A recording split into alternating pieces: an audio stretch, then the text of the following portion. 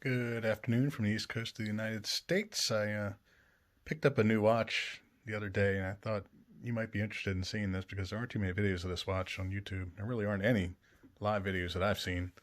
This watch this is a brand new watch. It came out from Christopher Ward. Their C1 Worldglow World Timer. I found this thing online, and man, I really liked it. I liked the idea of having a world timer for a long time now, and saw the pictures on their website, and I thought I got to pick one of these up. So I figured I'd show you guys a video of it, see what you guys think. I'll tell you what I think, and go through everything. So here it is, the Christopher Ward Worldglow C1. It's a, I guess I'll go through the specs first, but this is a 43.5 millimeter watch diameter. Pretty big watch. It's not a thick watch. You'll see that in a second. Not a big watch, not a small watch. I don't know. It's a good size watch, but for me, it wears just fine. We'll see what you think about it. It's 51.9 millimeters lug to lug in height. So that's a pretty good size number too. But I'd say don't let either one of those numbers scare you a whole lot. It doesn't wear nearly as large as you would think with those numbers. You'll see on my wrist is about 7.5 inches, so it's a larger wrist, but I easily can have room to spare after putting this watch on. All I can say, it's a larger watch, but don't let the numbers really scare you off. If you like this watch, I think it'll wear fine on a smaller wrist than mine. And part of the reason it does is because the profile is so thin. It's only 11.5 millimeters in thickness, which really stays nice and close to the wrist, and it gives sort of a dressier look, even though it has a larger case size. So it's a stainless steel watch. It uses polished surfaces on the dial side. Then on the flank, this part right here is brushed, and this is part of what they call the light catcher design they use on their cases, and that is styled after an old Aston Martin sports car, I believe. And the idea was the sports cars are done in a way that makes them look like they sit closer to the ground than they do. And you can play with the light and the paint and give an appearance of a car that sits lower. And they liked that idea, and they said maybe we can make the watch sort of do the same thing. And that's what they did. So this little piece right here is also polished and really reflective, and it gives a really neat look. I don't know if you can, how good this will look on there, but it really does catch the light nicely and makes it look even thinner on the wrist, which you'll see on my wrist in just a second. Lug width 22 millimeters across, so you'll have no problems finding straps or bracelets aftermarket if you choose. Maybe we'll just go over the strap while we're here. This is a Italian Cordova leather strap, which is really nice. I love it. Good quality. It feels great. It's this Cordova leather is really nice, but it doesn't show wrinkles. This watch will get old. It's going to look the same. It's going to keep that nice smooth surface. It's made from horse leather, I believe, and it has a kind of an elastic quality to it. So after it bends over the years, it doesn't get that old worn out look to it. And really nice quality. It's got the stitching that matches the black stitching there, and then you can see the inside.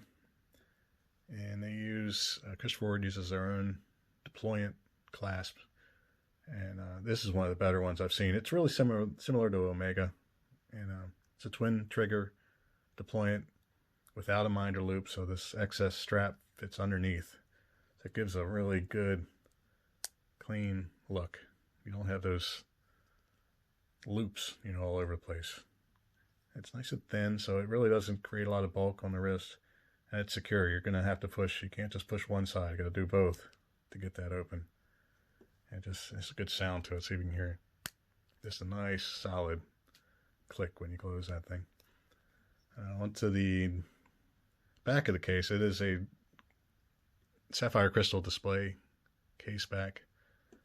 You can see the movement Christopher Ward put there. I don't know how I can get this in focus here, but Christopher Ward put their own rotor on top of that movement. And made it dark. It looks nice, got their logo on it and everything, and it does. I like that they made that kind of a different look to it. Let's flip it over to the side. You really want to see the dial.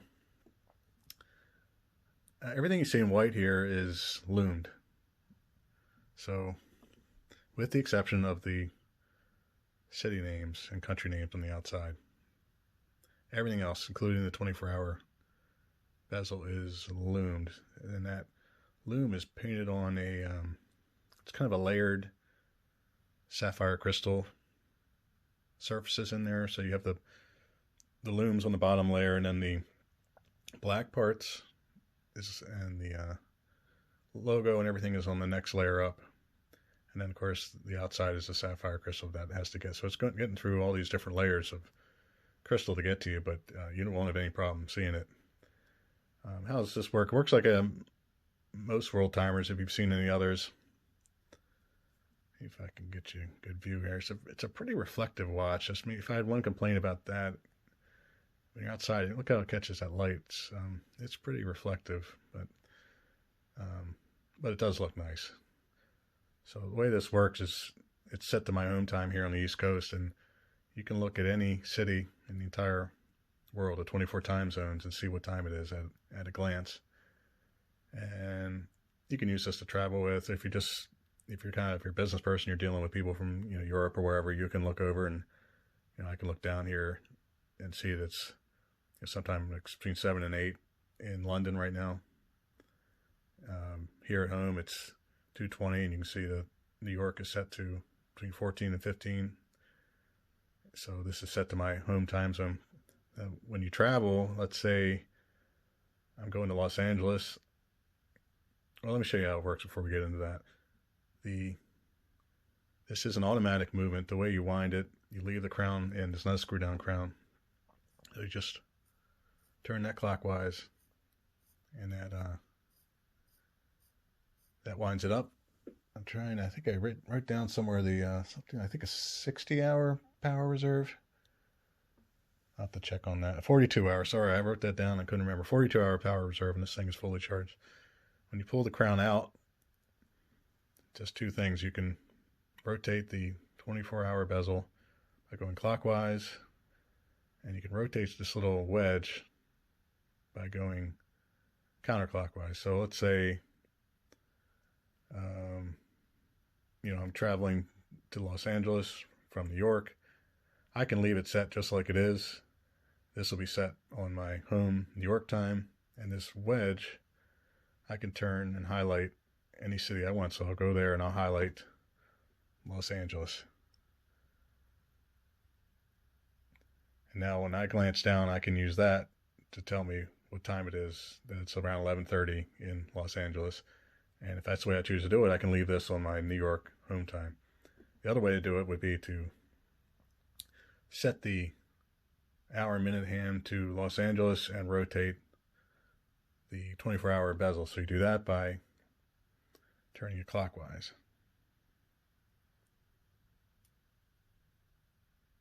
So it's 3 hours earlier there, and I would rotate that around until I got to where that's 3 hours earlier. I'm not going to spend all the time doing it. And then I could just rotate this wedge around, and I could eventually highlight New York. So that would tell me what time it is at home, and then the hour and minutes would tell me what time it is in the local area. So it's kind of, you can do it either way, whichever you choose. It is a hacking movement, so if I pull this out the rest of the way, it will stop the second hand, and you can set that main hour minute. When you're done, push it back in. That's about it. Now, it's not screw down crown. It's not a watch you want to take swimming. I think they said it's about 30 meters water resistance. I really should have written all this down.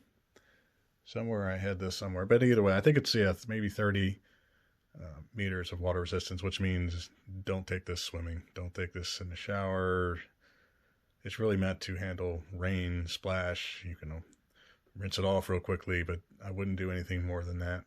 It's marketed more as a dress watch anyway. It's not a sport watch, even though, and to my mind, it kind of, the 43 mil size sort of takes it into that sports watch category, but It is a kind of a dressy watch. I mean, especially with the strap, it looks really nice. The way it catches the light, it's a pretty watch. Let me put this thing on so you can see what it looks like. You're probably thinking, is this guy ever going to put this watch on? All right, let's get this thing on here.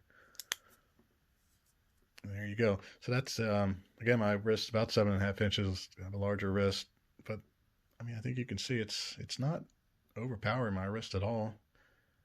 I could easily go larger on this watch. I have other 43 mil watches that wear larger than this, but because it's so thin, it doesn't, I don't know, it wears fine. I mean, you can see, usually see the strap on each side.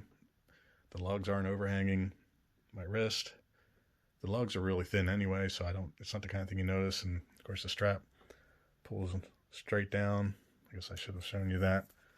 So for thinner wrists, you can take that strap straight down.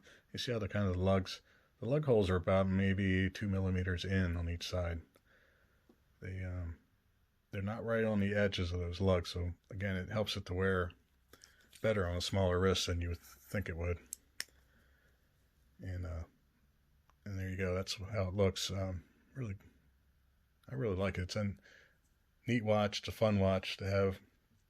Now, Christopher Ward does things a little different. They are online only. You can't go into a store and buy this. These guys decided that watches shouldn't cost $10,000. There's no reason even for a good Swiss watch to cost that kind of money. So they came up with this company in 2004 and said, we're going to sell directly to the public. We're going to cut out the middleman, cut out those jewelry stores that take 40% off the top or whatever it is, and we're just going to sell right to the consumer. So if you want to get one of these, you have to get on Christopher Ward's website, and they will ship it anywhere in the world from England. And got to me quick. I mean, 3 days later, it was in this country. Now, it did get stuck in customs, and you're going to hear that from a lot of people that buy any watches from another country. If it's valued over $800, you're going to have to pay taxes and duties. It's not a lot, but it can hold up the process a little bit. I think I paid around $130 in taxes. Again, taxes, duties, fees with DHL. Put it all together about $130. They ship it for free. You don't pay any sales tax, so really, call that the sales tax. It's probably 6 or 7% of the total you pay for the watch. You'll pay in duties. Cost itself, it's $19.95, so it's a $2,000 watch. Christopher Ward does a good job with discounts and coupons. I got a 10% off, and you'll, if you are thinking about getting one of these, don't just buy it. Sign up for their newsletter, and you'll get a discount code with that first newsletters. Don't pay full price. And sometimes once a year they do offer even bigger discounts, but you got to sort of catch that at the right time. But anyway, they'll ship it to you by DHL. You get it quick. Trying to think anything else I forgot to tell you about. Now, the movement, I guess I didn't go into that. It's a Sellita movement, SW330 GMT movement. And they kind of put their own module on top of that, Christopher Ward's in-house module. They're beginning to make their own movements at Christopher Ward. And anyway, I'm trying to spin this. I guess I should leave it where it is. And so they put their own in-house module on top of the Sellita movement. That's a kind of a nicer Sellita movement, the 330s. One of their better movements they make. I think the module is the JJ03 Christopher Ward module on top of that. And man, it's been keeping great time. I've had this thing, a week, and I think I don't know how I managed this, but it's something like 5 seconds off. I guess I'm lucky so far. I don't know, but boy, it has kept better time than some of the watches I have that cost a lot more money than this. That's all I can think of for now. If you have any questions, put them down below. I'm sure I missed some things, but I don't know what I'm doing here, so I just trying to get this out so you can see what it looks like. And I know you're all waiting for the loom shot, so I'm gonna hit pause here and go try to get that for you. Stand by. All right, and here I am. I am standing in my closet, attempting to get a loom shot. My camera doesn't like to hold the focus, so you're gonna have to deal with that. But hopefully that gives you a pretty good idea what it looks like. This is just from holding it under the cell phone light for a couple minutes. But man, when you take this thing outside in direct sun, it really glows. It really pops. It's just a neat looking look for this thing. It's a good conversation piece, that's for sure. You're gonna show your buddies this thing when you're out in outside at night. It will get some attention, that's for sure. So there you have it, Christopher Ward, C1 Worldglow. Hope you enjoyed this, and I'm sure I missed some things, and feel free to ask down below. I'll try to answer any questions you have, and hope you enjoyed. I'll see you all later.